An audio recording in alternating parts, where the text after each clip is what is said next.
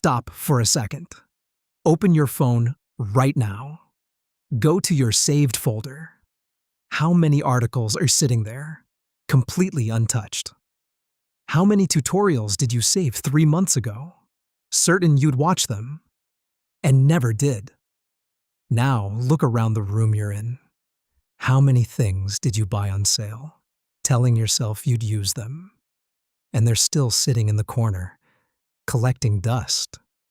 Here's what's strange about this. Every time you hit save or click buy, you feel genuinely good.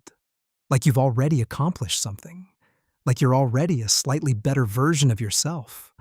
And then the next morning, nothing. Just a vague emptiness. And more stuff you don't need. So what is actually going on? I'll tell you right now. There is nothing wrong with you. You are not lazy. You are not greedy. You are running an ancient survival program that was never designed for the world we live in today. And if you don't understand how this works, this mechanism will keep burying your life under endless clutter, digital and physical, until you can barely breathe. Let's break it down. Your brain is a disaster prophet. Go back tens of thousands of years. Your ancestors are wandering the African savanna.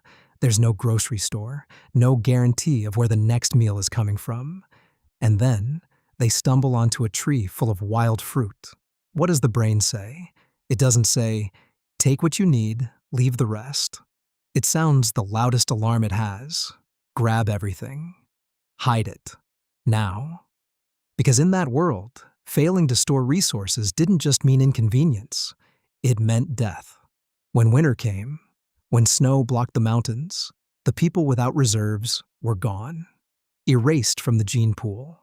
So after millions of years of natural selection, every single one of us carries that same deep fear, buried in our biology, a brain hardwired to believe that scarcity is always coming.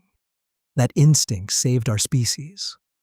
But today, that same ancient brain is sitting in front of an infinite content feed and a 24-hour sale that never ends.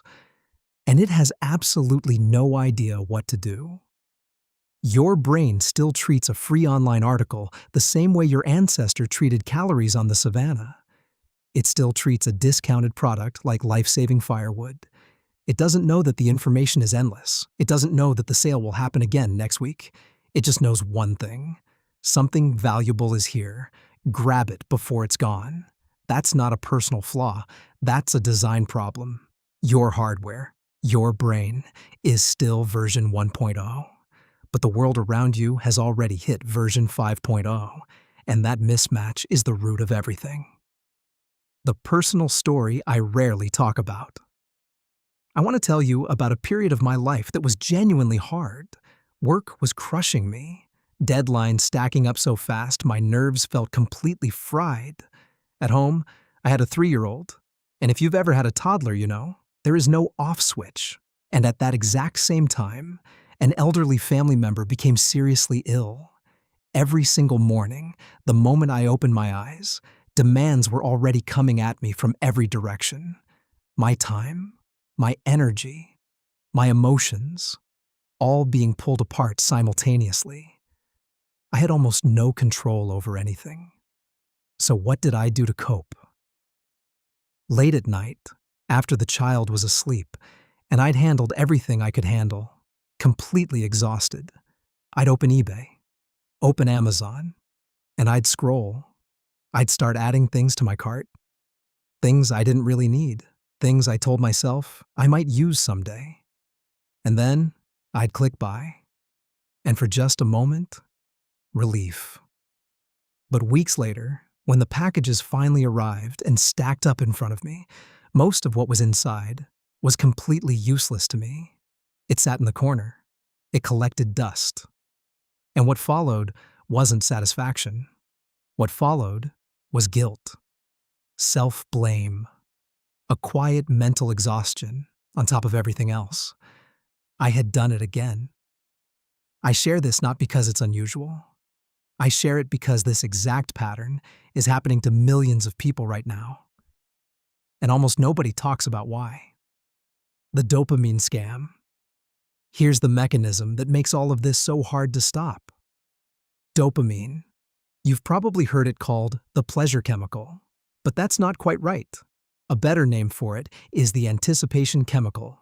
Your brain releases the most dopamine not when you're actually enjoying something, but in the moment of pursuit, the moment of grabbing. When you see a compelling headline and hit save, dopamine spikes. When you're anxious at midnight and click buy now, dopamine spikes. In that instant, your brain creates a vivid illusion. For information, it tells you, I've secured this knowledge. I'm about to become smarter. For shopping, it tells you, in this one small area, I have complete control. I am taking care of myself. And that second one, that's the key. When everything around you feels chaotic, placing an order is one of the only decisions you can make where the outcome feels certain. You click buy, the package comes. Simple, controllable. It becomes an emergency psychological shelter. But here's the brutal truth. Your brain doesn't care whether you ever actually use what you bought. It doesn't care if the video sits unwatched forever. It only cares about the rush in the moment of grabbing. That's when its job is done.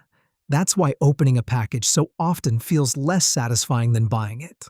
The dopamine is already gone by the time it arrives. What's left is the object, and the quiet weight of something you don't actually need. Why the hole never gets filled. Here's what makes this worse. In the ancient world, resources were finite. The meat from a mammoth. You could count it. There was a real endpoint. Your brain could eventually say, enough. We're okay. But today, you cannot reach the end of your content feed. There is no last video. There is no final discount. The nuts are infinite now. So your brain keeps running the ancient command. Collect everything valuable, just in case. But it never gets the signal to stop. Because there is no stop. The more you hoard, the more anxious you become. Because somewhere underneath it all, you know the hole can't be filled this way. And those unused objects sitting in your corner, they aren't neutral. They're not just clutter. They are physical monuments to a stressful period of your life. Every time you see them, they quietly remind you of how powerless you felt when you bought them. You think you're learning. You think you're preparing. But in reality, your brain is just endlessly picking up nuts. How to actually interrupt this now. The point of all this is not to make you feel bad about yourself. The point is to show you that this behavior has a logical cause. And because it has a cause, it has a solution, not a perfect solution. Not become a person who desires nothing. That's not realistic, and it's not the goal. The goal is to deliberately work with your brain instead of against it. Here's what actually helps. First, the 48-hour cart rule. When you're stressed and the urge hits, when you want to buy something to feel a sense of control, let yourself add it to the cart. That small anticipatory hit of dopamine is real. Don't fight it. But set one rule. Do not pay for it within 48 hours. Just wait. That's all. What you'll find is that after 2 days, about 90% of those impulses completely dissolve. The anxiety that drove the urge has passed. And you're looking at a cart full of things you genuinely don't need. Second, create an emotional waiting zone. For the things already sitting in your home, the objects gathering dust and generating low-level guilt, don't force yourself to deal with them all at once. That's another form of pressure you don't need. Instead, get some large boxes. Put those items inside. Seal the boxes. Move them out of sight. When your mental energy is stronger, come back and decide. Stay or go. But remove the daily visual reminder of them first. Third, build a digital barrier. This one is simple, but it requires discipline. If you are not going to read or watch something right now, do not save it. Just close it. This will feel uncomfortable at first.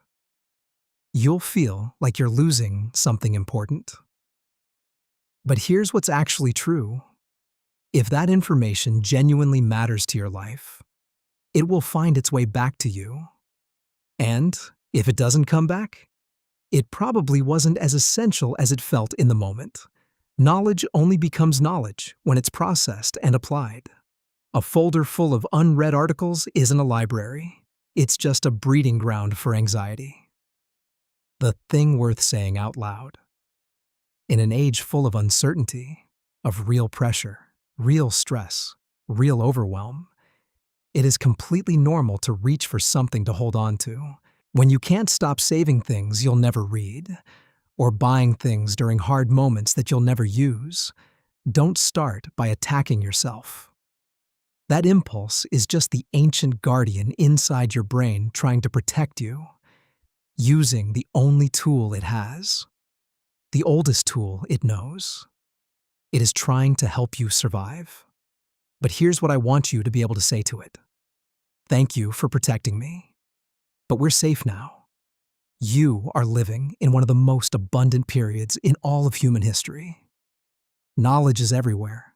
Resources are overflowing. You don't need to prepare for an imaginary winter that isn't coming. When you learn to put down those heavy nuts, when you stop carrying weight you were never meant to carry forever, you don't lose something. You gain something. Real lightness, real clarity, and real control over your own life. That's what's on the other side of this. And it's worth more than anything sitting in that save folder. If this helped you see your own patterns a little more clearly, leave a like. It helps more people find this.